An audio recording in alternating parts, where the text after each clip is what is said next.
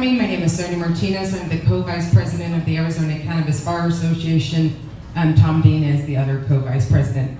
Anyway, so it was a nice little introduction by Mike Weiser. He is correct. We are at where we're at today essentially because of maybe missteps or things we could have done and didn't do. So here's what where we are right now. Just yesterday, the Division I of the Court of Appeals of Arizona essentially ruled that extracts are not covered and not protected under Arizona's Medical Marijuana Act. Just a little bit of background. The case actually started in 2013. The guy was originally arrested in 2013 in Yavapai County with literally half a gram of hash. Half a gram. He's arrested, he is prosecuted, he files a motion to dismiss, essentially saying, I have a half a gram of hash. It's covered, I bought it at a dispensary. It's covered by Arizona's Medical Marijuana Act. The motion to dismiss was denied, he was prosecuted, he was found guilty, and he was sentenced to 2.5 years in prison for half a gram of hash. Wow. Why? Because it's a narcotic, and that's what Arizona law says. So, finally, it went to Division I believe last October. It was fully briefed last October. We've been waiting for a decision. We got the decision. I'm not gonna bore you with a legal analysis, but let me just give you the nuts and bolts, and Mike already kind of spoke to it. Essentially, there's under the Arizona's Criminal Code and Arizona's Controlled Substances Act, there's a different definition of marijuana. Marijuana is basically, marijuana, all marijuana except the extracts, the resin, which has been defined as essentially extracts. There's also the definition of cannabis. It's a narcotic, and it essentially says the extracts, the resin. When the initiative passed here, there was no changing of those definitions in the actual act. At least that's what the Court of Appeals said. The Court of Appeals essentially said, we are going to take the definitions of cannabis and marijuana as they are right now in Arizona and under the criminal code, and we're gonna apply it. So long story short, the Court of Appeals essentially said, if you all really wanted hash and extracts to be covered by Arizona's Medical Marijuana Act, perhaps you should have put it in there. You didn't put it in there, and therefore, it's not covered, simply put. Tom Dean is gonna make a couple comments, and David Dow's gonna make a couple comments as well, but I will say there's a couple of things. I do criminal defense here in Maricopa County, and over the past couple of years, I've had at least half a dozen clients who have been charged with felony narcotic possession because of extracts. Absolutely. I am lucky enough to work my cases so that my clients aren't ultimately convicted of the felonies. However, every case is different. But to be clear, the law of the land right now is that if any of you patients have concentrates on you, you have contact with police, and police find the concentrates on you, to be clear, unless the cop is cool with you, you will be charged, you will be arrested, and you will be charged with felony possession of a narcotic.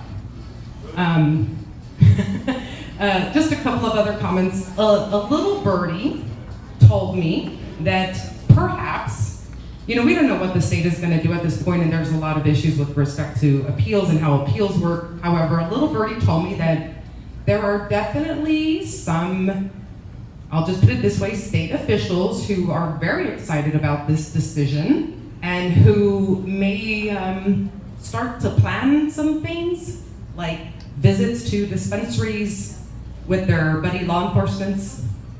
Don't know what's gonna happen, don't know where it's gonna happen, don't know if it's gonna happen, but let's be clear, it is absolutely possible that even dispensaries will be subject to issues, let's put it that way. And Tom could talk a little bit more about that. I'll pass the mic on to Tom, and then we'll hear from David. Thank you so much. quick, and some of you, we've talked about this at previous MITA meetings.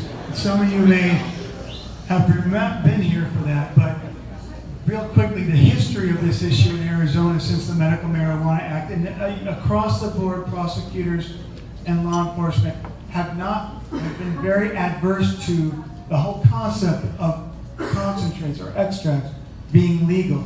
And in my opinion, the primary reason for that, and they've actually admitted this on occasion, is because it's impossible for them to effectively enforce the amount restrictions under the Medical Marijuana Act when it comes to what's called cannabis. Cannabis is defined under our criminal code as a narcotic drug and means extract. And that's because the DEA certified labs here in Arizona and all around the country, and I know all around the country because I've worked with attorneys all over the country, and this is true, do not refuse to test. They refuse to test for THC percent level. They'll only tell you whether something contains THC or not, which makes it impossible for the prosecution to prove that how much THC is, how much of a cannabinoid is in a given, for example, edible. So they can't prove that a truckload of brownies contains more than 2.5 ounces of marijuana. So it's an enforcement issue. They hate it. They want to shut it down. That's what's, in my opinion, been behind the whole concentrates thing throughout the history of the Medical Marijuana Act. The first case, my motion to dismiss was granted in a criminal case, Maricopa County. 3 weeks later, a case that many people know about, State v. Welton, was granted. That was a civil case. Action for declaratory judgment. Thought that settled it from then on. State didn't appeal it. At that point, in 2014, dispensaries started carrying this on their shelves. Started selling it. Everything was fine. Until last year, late 2017, 2 courts departed from the Maricopa model. One in Navajo County and one in Yavapai County. Now the attorney in Navajo County, John Saline, great guy, called me the day after he lost his decision and said, is there anything we can do about this? I read the decision, I said, I don't think this judge understands anything about what he's talking. He doesn't know what concentrates are. He has no idea. I can tell that by the way he wrote this opinion. File a motion to reconsider, let's get an expert witness in there to explain to the judge exactly what concentrates are, how they're derived from marijuana. I don't know if that expert witness is here tonight. He might be. He was at the bar. I'm sorry. You're right. I'm sorry. She. Yeah, sorry. Sorry. She's such a powerful woman. She did an excellent job. She came in and testified to the court on the motion to reconsider and explain just what the hell concentrates are, and the result was the judge goes, oh my God, thank you for explaining it. I reversed my own decision. Concentrates are legal. How did that go? How did you find that experience with the judge? So it's like explaining to somebody where babies come from when they still believe in sports. It was that kind of event, but they got it, and it's probably the one thing I'm most proud of, actually, because I really helped somebody. Congratulations again. Thank you, Hope. Dr. Hope Jones. Dr. Hope Jones, thank you very much. Now, at the same time, though, unfortunately, just a little bit earlier, Yavapai County, the same exact thing had happened. We didn't know about it in time to really get involved on that level. It was already at the Court of Appeals. Fortunately, anyhow, my good friend Dave Eichner, attorney at the AACJ, Arizona Attorneys for Criminal Justice, the defense bar here in Arizona, he was able to get an amicus brief filed, but barely, just under the line. And there's nothing we could do. It was already filed, fully briefed, and we couldn't add anything to what had already happened at that trial court level, where the judge in Yavapai did not say that concentrates were illegal. This decision happened, affirmed that case. I think first of all, they don't understand what they're talking about. And second of all, they did a terrible job analyzing the law. If this case makes it to the Supreme Court, I would wager, my bottom dollar that I think we'll get a reversal. I'm only worried, though, that the Supreme Court will say we don't want to hear it. They don't have to. They don't have to hear this decision. But until and unless the Supreme Court reverses this decision, this is the law in the state of Arizona as of yesterday. Yesterday until then. All concentrates are illegal, which the decision basically defines as any time that trichomes or resin is separated from the marijuana plant, that becomes an illegal narcotic drug. Now, the question is, in other words, based on their decision, that, okay, I already hear. But I want a couple of points I just have to make because this is important. First of all the wax and the vape pens that dispensaries are currently selling are now, as of today, completely illegal. They're a narcotic drug, and it's a Class 2 felony, each one. That means properties are subject to forfeiture, managers and employees are subject to criminal sales charges that could potentially carry serious consequences. Do I think that we're going to see any raids in dispensaries? It's going to depend. It's going to differ jurisdiction to jurisdiction. I have a feeling Yavapai County needs to be very careful, okay, because that's Sheila Polk country. That's where this decision came from. But everyone's got to be careful. Let me put it this way. I talk to a lot of people in the industry, dispensary owners, caregivers, patients, both before and after. You know, before they get busted, and if they talk to me first, they generally never do, or after they get busted because they never talked to me in the first place. But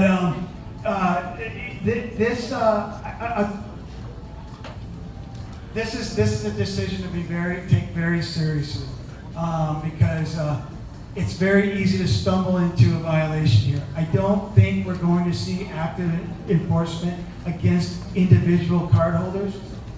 It's possible though with dispensaries, okay?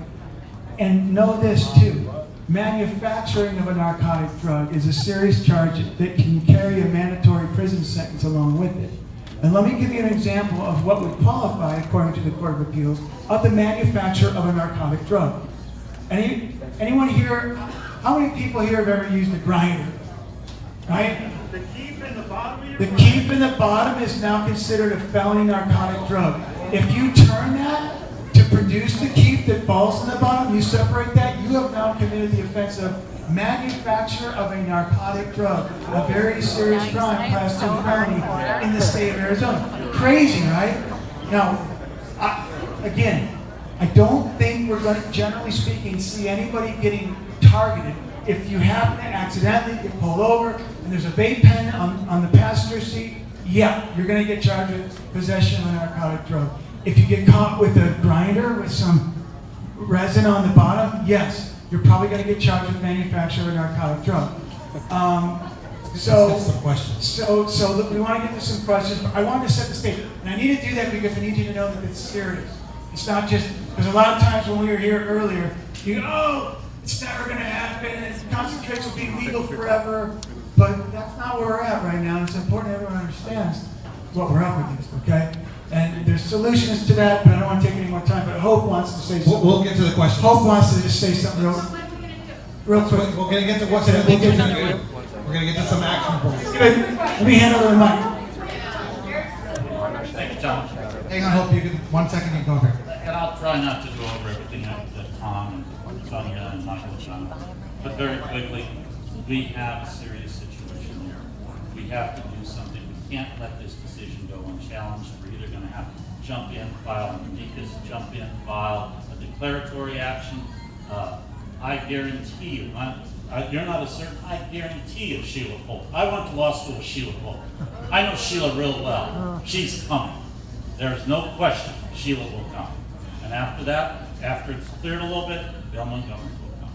So we need to take action right now, or they're not just going to charge you from, if you pull the stuff off the shelf today, that doesn't mean you didn't violate it up to 5 years ago. You violated the law back then. This isn't, quote, new law. This is what the Court of Appeals is saying has been the law. And everybody that does have an extract or resin or whatever could potentially be charged with a horrendous amount of violations that would result